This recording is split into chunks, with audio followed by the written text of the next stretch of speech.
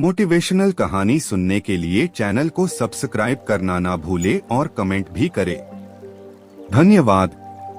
चलिए गौतम बुद्ध की प्रेरणादायी कहानी शुरू करते हैं। तो दोस्तों, एक दिन गौतम बुद्ध अपने शिष्यों के साथ एकदम शांत बैठे हुए थे। उन्हें इस प्रकार बैठे हुए देख शिष्य चिंतित हुए कि कहीं वह अस्वस्थ तो नहीं है। एक शिष्य ने उनसे पूछा कि आज वह मौन क्यों बैठे हैं, क्या शिष्यों से कोई गलती हो गई है। इसी बीच एक अन्य शिष्य ने पूछा कि क्या वह अस्वस्थ हैं, पर बुद्ध मौन रहे।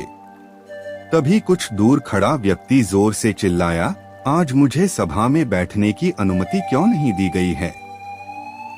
बुद्ध आंखें बंद करके ध्यान मग्न हो गए। वह व्यक्ति फिर से चिल्लाया, मुझे प्रवेश की अनुमति क्यों नहीं मिली। इसी बीच एक उदार शिष्य ने उसका पक्ष लेते हुए कहा कि उसे सभा में आने की अनुमति प्रदान की जाए। बुद्ध ने आंखें खोलीं और बोले, नहीं, वह अछूत है, उसे आज्ञा नहीं दी जा सकती। यह सुनकर शिष्यों को बड़ा आश्चर्य हुआ।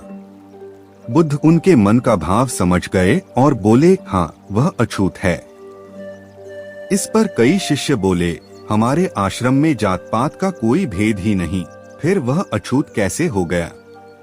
तब बुद्ध ने समझाया, आज वह क्रोधित होकर आया है। क्रोध से जीवन की एकाग्रता भंग होती है। क्रोधी व्यक्ति प्राय मानसिक हिंसा कर बैठता है, इसलिए जब तक वह क्रोध में रहता है तब तक अछूत होता है। इसलिए उसे कुछ समय एकांत में खड़े रहना चाहिए। क्रोधित शिष्य भी बुद्ध की बातें सुन रहा था। पश्चाताप की अग्नि में तपकर वह समझ चुका था कि अहिंसा ही मनुष्य का महान कर्तव्य व परम धर्म है। वह बुद्ध के चरणों में गिर पड़ा और कभी क्रोध न करने का प्रण लिया। तो दोस्तों, इस कहानी का आशय यह है कि क्रोध के कारण व्यक्ति अनर्थ कर बैठता है और पश्चाताप उसे बाद में होता है, जिसका कोई लाभ नहीं मिलता। इसलिए हमें क्रोध नहीं करना चाहिए। असल मायने में क्रोधित व्यक्ति अछूत हो जाता है और उसे अकेला छोड़ देना चाहिए। क्रोध करने से तन, मन और धन तीनों की हानि होती है। क्रोध से ज्यादा हानिकारक कोई और वस्तु नहीं है। नमो बुद्धाय।